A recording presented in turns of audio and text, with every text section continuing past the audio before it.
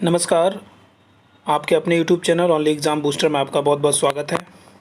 आज एक बार फिर पर्यावरण एक्सप्लेनेशन के साथ मैं आपके साथ उपस्थित हूँ। पहले ही क्वेश्चन यहाँ पर दिया हुआ है कि चिपको आंदोलन के प्रणेता कौन थे। तो यहाँ पर सीधा आंसर हमारा हो जाएगा सुंदरलाल बोगड़ा। अब देखिए सुंदरलाल बोगड़ा, अब चिपको आंदोलन की बात चल रही तो चिपको आंदोलन क्या था ये भी हम जान लेते हैं यहाँ से। तो चिपको आंदोलन की हम बात करेंगे। सबसे पहले देखिएगा, चिपको आंदोलन का मतलब ये होता है कि जब पेड़ों की अंधाधुंध कटाई हो रही तो उत्तराखंड में उस समय एक अभियान चलाया गया था लगभग 1973 ईस्वी में। वहाँ पर हमारी महिलाएं और पुरुषों ने पेड़ों से लिपट कर पेड़ों को कटने से बचाया था, इसलिए उसका आंदोलन का नाम चिपको आंदोलन रख दिया गया था। सर्वप्रथम अगर देखा जाए तो इसकी शुरुआत 1973 में की गई, जिसका नेतृत्व सुंदरलाल बोगड़ा, चंडी प्रसाद भट्ट ये प्रणेता थे, जिनके अनुशंसा पर बाद में सुंदरलाल बोगड़ा ने इस आंदोलन का नेतृत्व किया और गौरा देवी भी थी। तो इस आंदोलन की शुरुआत कब की गई भैया? इस आंदोलन की शुरुआत 1973 ईस्वी में चिपको आंदोलन जैसा ही एक दक्षिण भारत में आंदोलन चलाया गया जिसका नाम एपिको आंदोलन था। एपिको को कन्नड़ भाषा में हम चिपको ही कहते हैं। उसको देख लेते हैं, ये दिखाई दिया हुआ है एपिको, दक्षिण भारत में चिपको आंदोलन। तो एपिको आंदोलन जो था वो वर्ष 1983 ईस्वी में कर्नाटक के उत्तर कन्नड़ क्षेत्र में शुरू किया गया था। कहाँ किया गया था? कर्नाटक के उत्तर कन्नड़ क्षेत्र में 1983 ईस्वी में शुरू किया गया था, 1983 ईस्वी में। और इसका जो नेतृत्व किया था वो किया था पांडुरंग हेगड़े ने। किसने किया था? पांडुरंग हेगड़े ने। और ये 38 दिन तक ये आपका आंदोलन चला था। कितने दिन चला था भैया? 38 दिन तक। आगे बढ़ेंगे हम लोग, आगे जाएंगे। अब बात देखिए, जो ऑप्शन दिए हुए थे हमारे, सबसे पहले हेमवती नंदन बोगड़ा दिया हुआ है, फिर सुंदरलाल बोगड़ा दिया है, मदर टेरेसा दे रखा, महात्मा गांधी। इसको भी एक्सप्लेन कर लेते हैं अभी। देखिए सबसे पहले हेमवती नंदन बोगड़ा जो दिया हुआ है उसका क्या मतलब है। हेमवती नंदन बोगड़ा जो है उनकी फ़ोटो ये दे रखी है, उनकी तस्वीर ये दे रखी है, ठीक है। हेमवती नंदन बोगड़ा का जन्म जो हुआ था वो 25 अप्रैल 1919 को उत्तराखंड के बुखाड़ी गांव में हुआ था, और इनकी मृत्यु जो हुई थी वो 17 मार्च 1989 को हुई थी। ये एक राजनीतिक हैं और उत्तर प्रदेश के 2 बार मुख्यमंत्री रह चुके हैं, ये महत्वपूर्ण है, ठीक है। हेमवती नंदन बोगड़ा, ठीक है ना। दोनों का कार्यकाल भी मैंने दे रखा है। आगे बढ़ते हैं। दूसरे में दिया था आपका सुंदरलाल बोगड़ा, बहुत ही महत्वपूर्ण है। इनकी तस्वीर देखिएगा, सुंदरलाल बोगड़ा, इनकी तस्वीर आप देखिएगा। तो सुंदरलाल बोगड़ा का जन्म जो हुआ था 9 जनवरी 1927 को इनका जन्म हुआ था। कब हुआ था? 9 जनवरी 1927 को, ठीक है। ये एक सामाजिक कार्यकर्ता हैं और इन्होंने ही चिपको आंदोलन का नेतृत्व किया, यानी कि जो चिपको आंदोलन चलाया वो सुंदरलाल बोगड़ा के नेतृत्व में ही चलाया गया। आगे बढ़ते हैं हम लोग, मदर टेरेसा की तरफ चलते हैं। मदर टेरेसा का जन्म 26 अगस्त 1910 को हुआ था। कब हुआ था? 26 अगस्त 1910 को। और जो मृत्यु हुई थी वो 5 सितंबर 1997 को हुई थी। कब हुई थी? 5 सितंबर 1997। अब आप देखिएगा, ये रोमन कैथोलिक चर्च कलकत्ता के द्वारा इनको संत टेरेसा की पदवी दी गई। कलकत्ता जो कैथोलिक चर्च था उनके द्वारा इनको संत टेरेसा की पदवी दी गई। लेकिन अगर देखा जाए शुरुआत में इनका नाम अन्नेजे गोंजा बोयाजियो था, ठीक है ना। ये अल्बेनिया की रहने वाली थी और बाद में भारत में आ गई और भारत की नागरिकता ले ली। जब भारत की नागरिकता ले ली तो हम बात करेंगे 1979 ईस्वी में शांति का नोबेल पुरस्कार मिला। शांति का नोबेल पुरस्कार, और इसके बाद इनको 1980 में भारत रत्न से नवाजा गया, भारत रत्न, ठीक है। 1979 में शांति का नोबेल पुरस्कार और 1980 में भारत रत्न दिया गया, ठीक। आगे बढ़ते हैं हम लोग। महात्मा गांधी दे रखा है। महात्मा गांधी से सभी लोग परिचित हैं। इनका नाम जो था मोहनदास करमचंद गांधी था और अन्य नाम बापू महात्मा गांधी। 2 अक्टूबर 1869 में इनका जन्म हुआ था पोरबंदर गुजरात में, और 30 जनवरी 1948 में इनकी मौत हो गई थी। नाथूराम गोडसे द्वारा गोली मार दी गई थी। इनका मृत्यु स्थान दिल्ली था, ठीक है ना। इसके बाद अगर देखा जाए, इनकी पत्नी का नाम कस्तूरबा गांधी, ठीक। अब बाबा करमचंद गांधी और पुतलीबाई अर्थात ये पिताजी थे और ये माताजी। और ये पत्नी है।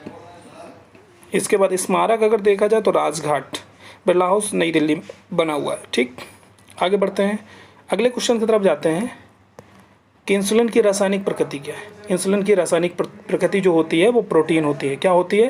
प्रोटीन। प्रोटीन जो होता है शारीरिक वृद्धि में महत्वपूर्ण भूमिका निभाता है। काय में? शारीरिक वृद्धि में बहुत महत्वपूर्ण भूमिका निभाता है। ठीक है, कार्बोहाइड्रेट की बात करते हैं। कार्बोहाइड्रेट और वसा, दो चीज़ें, कार्बोहाइड्रेट और वसा। देखिए, अगर देखा जाए सबसे ज़्यादा एनर्जी वसा में होती है, लेकिन त्वरित एनर्जी की बात करें, त्वरित एनर्जी वो कार्बोहाइड्रेट में होती है। अगर मान लीजिए 1 ग्राम वसा की बात करें तो 1 ग्राम वसा में लगभग 9 कैलोरी ऊर्जा मिलती है। लगभग 9 कैलोरी ऊर्जा मिलती है 1 ग्राम वसा में, लगभग 9 कैलोरी। और अगर मैं बात करूं थोड़ी देर कार्बोहाइड्रेट, तो 1 ग्राम कार्बोहाइड्रेट में लगभग 4.3 कैलोरी ऊर्जा मिलती है, लगभग 4.3 कैलोरी। तो यानी कहने का मतलब है कि दोनों में ऊर्जा होती है, इसमें बहुत ही जल्दी मिल जाती है और इसमें देर में मिलती है लेकिन ज़्यादा ऊर्जा होती है। ठीक है ना, ये फैट होता है। क्या होता है भैया? फैट। ये कार्बोहाइड्रेट, ये वसा में एनर्जी ज़्यादा होती है लेकिन धीरे से मिलती है। कार्बोहाइड्रेट में एनर्जी कम होती है वसा की तुलना में, लेकिन त्वरित मिलती है। बात करते हैं हम लोग विटामिन की। पहले इंसुलिन को देख लेते हैं। इंसुलिन की बात करी, इंसुलिन का रासायनिक सूत्र जो है C45H69O14N11 S × 3H2O, यानी कि ये जल का क्रिस्टलीय अणु है। इसकी रासायनिक संरचना की दृष्टि से पेप्टाइड हार्मोन है। ये कैसा है? Peptide hormone. इंसुलिन की रासायनिक प्रकृति प्रोटीन होती है, यही पूछा गया। क्या होता है? प्रोटीन, जिसकी रचना 51 एमिनो अम्ल से मिलकर बनी होती है।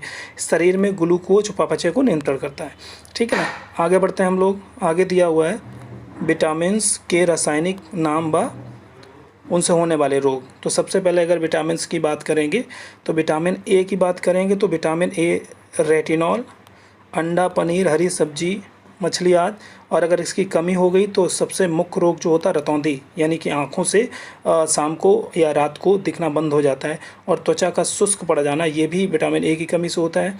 विटामिन बी वन की अगर बात करेंगे तो B1 का रासायनिक नाम थाइमन होता है। अनाज के छिलके, दाल, तिल, सब्जियां आदि। और अगर विटामिन B1 की कमी है तो फिर वेरी रोग हो जाता है या फिर भूख ना लगना, ये भी हो जाता है। विटामिन B2 राइबोफ्लेविन, आपके सामने ये दिया हुआ है। त्वचा और होठों का फटना, आँखों का लाल हो जाना, दूध, हरी सब्जियां, खमीर, मांस आदि आता है। इसके बाद विटामिन B3 यानी कि पेंटोथेनिक अम्ल, और इससे अगर रोग आपके सामने दिए हुए हैं। ठीक है ना, इसके बाद अगर विटामिन B5 की बात करें, विटामिन B5 का नाम होता है नियासिन। बाल सफ़ेद हो जाना, मंदबुद्धि, अगर इसकी कमी हो रही तो ये मूंगफली और पत्ती वाली सब्जियों से मिलती है इसकी प्रचुर मात्रा। विटामिन B6 की बात करते हैं तो पायरिडॉक्सिन विटामिन B6 को कहते हैं, जो कलेजी और हरी सब्जियों से मिलती है। अगर इसकी कमी हो जाती है तो निश्चित तौर पर चिड़चिड़ापन, त्वचा संबंधी समस्याएं आ जाती हैं और शिशु के शरीर में ऐंठन संबंधी काफ़ी समस्याएं उत्पन्न हो जाती हैं। इसके बाद अगर बात करें हम विटामिन B7 की बात करें तो विटामिन B7 का नाम निकोटिनिक अम्ल है और इसकी जो प्रचुर मात्रा है वो दूध, मांस, यकृत और अंडा से मिलता है। और अगर इसकी कमी हो गई तो आपको पेलाग्रा रोग हो जाएगा। कौन सा रोग हो जाएगा? पेलाग्रा। ठीक है, इसके बाद विटामिन B12, जिसका नाम जो है वो आपका नाम है कोबालमिन, विटामिन 12 का नाम। इसकी जो मात्रा है वो यकृत, मांस, दूध, अंडा से मिलता है। और अगर इसकी कमी हो जाए तो संघातिक अरक्तता यानी कि रक्त की कमी हो जाती है B12 की कमी से। ठीक है, विटामिन C सभी लोग जानते हैं, इसका रासायनिक नाम स्कारबिक एसिड है और खट्टे फलों से ज़्यादातर मिलने की संभावना रहती है, जैसे नींबू हुआ, आंवले में सबसे ज़्यादा होता है विटामिन C। और अगर विटामिन C नहीं है तो निश्चित तौर पर मसूड़ों से खून बहता है, घावों को भरने में देरी होती है। ठीक है, घाव जल्दी नहीं भरते हैं। विटामिन D बहुत इंपॉर्टेंट है। विटामिन D जिसका नाम कैल्सीफेरॉल होता है, मछली के यकृत, अंडे, जर्दी या सूर्य के प्रकाश से मिलता है। अगर विटामिन D की कमी है तो निश्चित तौर पर हड्डियां कमज़ोर हो जाएंगी और शरीर में बहुत कमज़ोरी महसूस होगी। इसके बाद विटामिन ई, जिसको हम लोग सौंदर्य विटामिन भी कहते हैं। क्या कहते हैं भैया? सौंदर्य विटामिन। इसका नाम टोकोफेरॉल होता है, विटामिन ई का नाम। तो दूध, मक्खन, हरी सब्जियां आदि से मिलती है, और अगर इसकी कमी हो जाती है विटामिन ई की तो निश्चित तौर पर बांझपन और एनीमिया जैसी शिकायत उत्पन्न हो जाती है। विटामिन के बहुत इंपॉर्टेंट है। विटामिन के, जिसका नाम नेप्थोक्विनोन है, और ये टमाटर, हरी सब्जियों आदि से मिलती है। और अगर विटामिन के की कमी है तो रक्त का थक्का नहीं जमता है। अगर हमें चोट लगती है, बाहर अगर खून निकल रहा है और विटामिन के की कमी है तो निश्चित तौर पर रक्त का थक्का नहीं जमेगा। ठीक है ना। अगर हम बात करें यहीं पर कि बाहर अगर रक्त आ रहा है तो वो तो विटामिन के की वजह से जम जाता है, लेकिन अंदर क्यों नहीं जमता है? तो अंदर एक हमारे पास प्रोटीन होती है जिसका नाम होता है हेपैरिन। क्या होता है? हेपैरिन। तो हेपैरिन की वजह से हमारे नसों में रक्त नहीं जमता है। इसके बाद फोलिक अम्ल आ जाता है। फोलिक अम्ल जिसको कहते हैं ग्लूमेटिक, दाल, अंडा, यकृत, सेम आदि में मिलता है। ठीक है, आगे बढ़ते हैं हम लोग। प्रोटीन की अगर हम बात करें थोड़ी देर के लिए, प्रोटीन अगर शाकाहारी स्रोतों की बात करें तो चना, मटर, मूंग, मसूर, उड़द, सोयाबीन, राजमा, लोबिया, गेहूँ, मक्का आदि। और जो मांसाहारी स्रोत हैं वो मांस, मछली, अंडा, दूध और यकृत, ये प्रोटीन के बहुत अच्छे स्रोत हैं।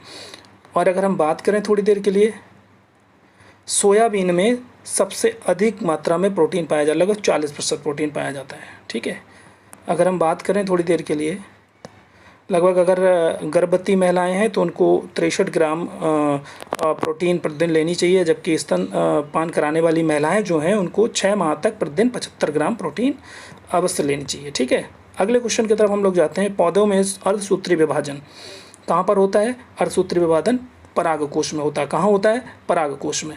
अब परागकोश में यहाँ से हम पढ़ लेते हैं एक बार। पौधों में अर्धसूत्री विभाजन परागकोश में होता है। इसमें अर्धसूत्री विभाजन के बाद परागकणों का निर्माण होता है।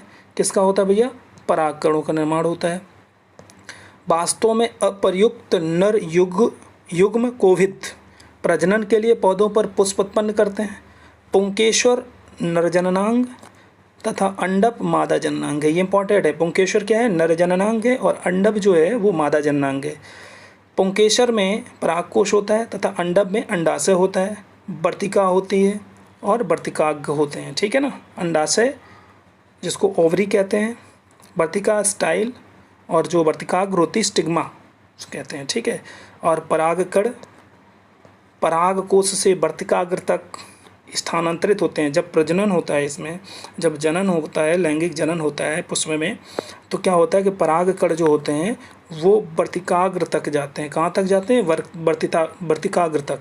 और वर्तिकाग्र तक जाने के बाद में ये निषेचन करते हैं, युग्मन करते हैं, इसके बाद में जनन हो जाता है। ये 2 प्रकार का होता है। ये स्वपरागण होता है, एक परपरागण होता है। एक स्वपरागण होता है, एक परपरागण। स्वपरागण का मतलब होता है अपना ही, यानी कि उसी पेड़ का परागकण उसी पेड़ के पुष्प के वर्तिकाग्र पर जाके अगर जनन करता है तो स्वपरागण होता है। ठीक है, और अगर उसी प्रजाति का पुष्प का परागण या पौधे का परागण उसी प्रजाति के दूसरे पौधे के पुष्प पे जाके अगर जनन करता है तो निश्चित तौर पर वो होता है परपरागण। ठीक है, आगे बढ़ते हैं अगले क्वेश्चन की तरफ।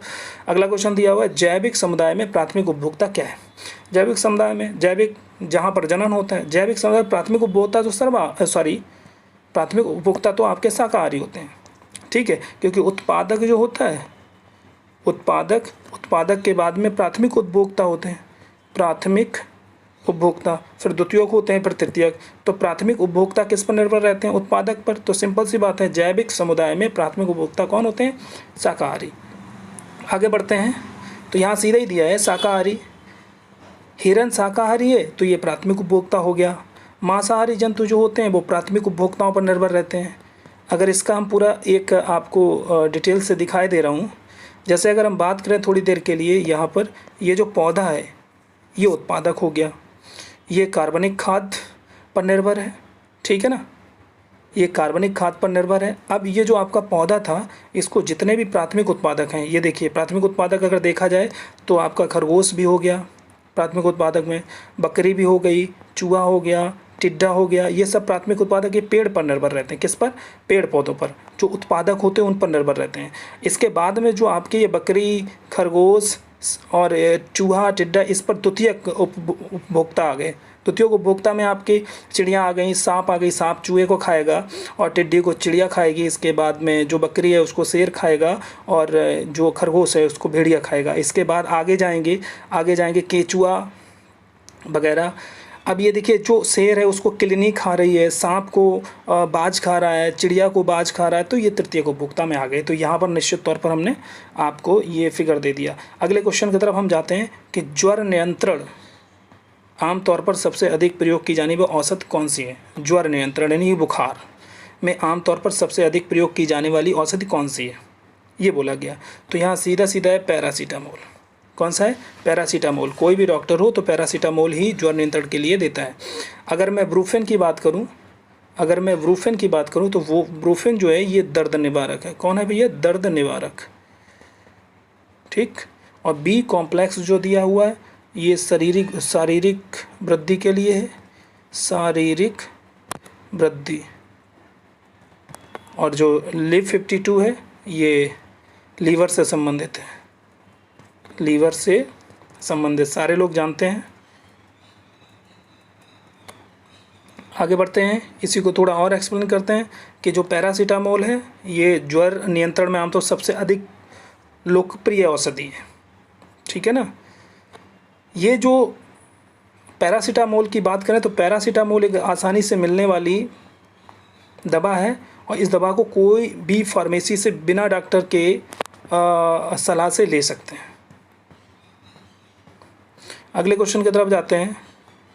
दही निर्माण हेतु कौन सी सूक्ष्मजीवी उत्तरदायी है? दही निर्माण के लिए कल ही बताया था मैंने, कल वीडियो में बताया था आपको, लैक्टोबैसिलस। ये दही निर्माण के लिए सबसे इम्पॉर्टेंट होता है क्योंकि दही अगर बन रहा है तो लैक्टोबैसिलस नामक जीवाणु के द्वारा ही बन रहा है। ठीक है। आगे दिया हुआ स्पर्जलेस, स्ट्रेप्टोकोकस, रेट्रोवायरस। तो यहाँ इसको एक्सप्लेन कर लेते हैं। और कल हमने बताया था दूध से दही का जमना ये कौन सी प्रक्रिया है? किण्वन, जिसको हम फर्मेंटेशन कहते हैं। क्या कहते हैं? फर्मेंटेशन। ठीक है ना। लैक्टोबैसिलस जीवाणु द्वारा होता है। और आगे इसको कर लेते हैं। ऑप्शन में दिया था एस्परजिलस, ये हानिकारक कवक है जो मनुष्य को एस्परजिलोसिस रोग पैदा करता है। इसके अलावा यह कवक चमड़े के समान, पेंट आदि को नष्ट भी करता है। यह शीशे के समान तथा प्रकाशीय उपकरणों को भी हानि पहुँचाता है। ठीक है ना। इसकी खोज की थी 1729 ईस्वी में इटली। ठीक है ना। इसकी लगभग 200 प्रजातियां हैं। इसके बाद दिया हुआ है आपका स्ट्रेप्टोकोकस, जो एक प्रकार का बैक्टीरिया आमतौर से पुरुष और महिलाओं की आंत व पेशाब व प्रजनन मार्ग में पाया जाता है। ठीक है। आगे बढ़िएगा। अगला दिया था रेट्रोवायरस। ये RNA वायरस का एक कुल है जिसकी सदस्य प्रजातियां जीवों की कोशिकाओं में घुसकर उनके DNA में अपने आनुवंशिक जीनोम का RNA प्रति डाल देती हैं। यानी कई एक ही रूप की कोशिकाएं उत्पन्न कर देती हैं जिससे कि बाद में दिक्कत उत्पन्न हो जाती है। जैसे अगर हम बात करें थोड़ी देर के मानवों में HIV फैलाने वाली जो प्रजाति है वो रेट्रोवायरस ही है। ठीक है। आगे बढ़ते हैं हम लोग अगले क्वेश्चन की तरफ। मानव रुधिर वर्ग की खोज सर्वप्रथम किसने की थी? मानव रुधिर वर्ग की खोज सर्वप्रथम लैंड स्टीनर ने 1900 ईस्वी में करी थी। कब करी थी भैया? 1900 ईस्वी में। ये आप नोट कर लीजिएगा जरूर, कब की थी? लैंड स्टीनर ने 1900 ईस्वी में। आगे बढ़ते हैं हम लोग। रुधिर का संगठन क्या कहता है कि रुधिर वर्ग ए जो है उसमें एंटीजन रहेगा A, कैपिटल A, और एंटीबॉडीज़ जो है केवल B रहेगी। और जो रुधिर वर्ग B है उसमें एंटीजन कैपिटल B रहेगा और जो एंटीबॉडी है वो A रहेगा। AB जो दिया हुआ है इसमें दोनों एंटीजन रहेंगे A और B, लेकिन एंटीबॉडीज़ में AB में अनुपस्थित होता है। सबसे इम्पॉर्टेंट है कि जो रुधिर वर्ग AB है उसमें एंटीबॉडीज़ नहीं होते हैं और जबकि एंटीजन AB दोनों होते हैं। और इसके बाद लास्ट में आता है रुधिर वर्ग O, इसमें एंटीजन अनुपस्थित होता है और एंटीबॉडी दोनों A और B दोनों मिलेंगे। और यहाँ से सबसे इम्पॉर्टेंट चीज़ है जो AB दे रखा है ये ग्राही है, सर्वग्राही, यानी कि सर्वग्राही, यानी कि सभी समुदाय का रक्त ले लेता है। और जबकि O जो है ये सर्वदाता है, सर्वदाता यानी कि सभी समुदाय को रक्त दे देता है। चलिए आगे बढ़िएगा। आगे दिया है रक्त कैसे जाता है। रक्त कैसे जाता है यहाँ से देखिएगा। पहले फेफड़े से पल्मोनरी सिराओं से होता हुआ बायां अलिंद, बायां निलय, सिस्टमैटिक महाधमनी, इसके बाद में धमनियों से होता हुआ शुद्ध रक्त शरीर के समस्त भागों तक चला जाता है। और इसके बाद अशुद्ध रक्त जो होता है वो सिराओं से होते हुए दायां अलिंद, दायां निलय पर पल्मोनरी महाधमनी से होते हुए फेफड़े तक आ जाता है। जब फेफड़े तक आता है अशुद्ध रक्त तो उसमें कार्बन डाइऑक्साइड युक्त रक्त होता है, क्योंकि कार्बन डाइऑक्साइड वापस आती है फेफड़ों में, फिर वो बाहर निकलती है। और जब ये शरीर में जाता है उस समय रक्त ऑक्सीजन युक्त होता है। कैसा होता है? ऑक्सीजन युक्त। चलिए आगे बढ़ते हैं हम लोग, क्वेश्चन नंबर 8 पे पहुंचते हैं। प्याज आलू अदरक, प्याज आलू अदरक ये क्या है? प्याज आलू अदरक ये तने का रूपांतरण है। किसका भैया? तने का रूपांतरण, तने का रूपांतरण है। प्याज आलू अदरक तने का रूपांतरण है। और इसके बाद आगे बढ़ जाइएगा, हम लोग कहते हैं आलू एक भूमिगत तना है। कैसा भैया? भूमिगत। कभी कभी आपने देखा हो, जो लोग गांव के रहने वाले हैं या कभी कभी आलू का पौधा उगते हुए देखा हो कि जब आलू खुल जाता है निश्चित तौर हरा हरा हो जाता है, तो वो तना है, जिसे कंद कहते हैं। क्या कहते हैं? कंद। इसका प्रयोग भोज्य पदार्थों के रूप में किया जाता है। हल्दी प्रकंद होती है, जबकि प्याज सल्क होता है। कंद तना का उदाहरण है, सल्क कंद तना का उदाहरण है। ठीक, आगे बढ़ते हैं हम लोग। एक कोशिकीय सूक्ष्म जीव है, एक कोशिकीय सूक्ष्म जीव है, सेट कर लेते हैं इसको। एक कोशिकीय सूक्ष्म जीव पैरामीशियम। कौन है भैया? पैरामीशियम। आगे बढ़ते हैं। पैरामीशियम एक कोशिकीय प्रोटोजोआ संघ से आता है। किससे आता है? प्रोटोजोआ। इसमें केंद्रक का यानी कि एक रियल केंद्रक का अभाव होता है। ये सिलिया की सहायता से गति करता है। किससे? सिलिया की सहायता से। आगे बढ़ते हैं, क्वेश्चन नंबर 10 पे जाते हैं। निम्नलिखित में कौन सा पादप उत्पाद साबुन का विस्थापन है? उत्पाद साबुन का विस्थापन है, ये दिया हुआ है। तो जाहिर सी बात है, रीठा जो है, रीठा तो आप जानते होंगे, बालों में लगाया जाता है। रीठा उत्पाद साबुन का विस्थापन है। ठीक है ना? रीठा पादप ये है, रीठा से सोपोनिन होता है जो साबुन का कार्य करता है, जल के साथ झाग देता है। रीठा का प्रयोग बालों के संरक्षण के लिए किया जाता है। पहले ही बता रहे थे, रीठा का प्रयोग बालों के संरक्षण के लिए किया जाता है। और झाग ये देता है, और झाग जब देगा तो जाहिर सी बात है ये साबुन का विस्थापक हो जाएगा। ठीक है, आज के लिए इतना ही रखते हैं और आशा करते हैं आपको समझ में आया होगा। आप पढ़ेंगे निश्चित तौर पर। नमस्कार।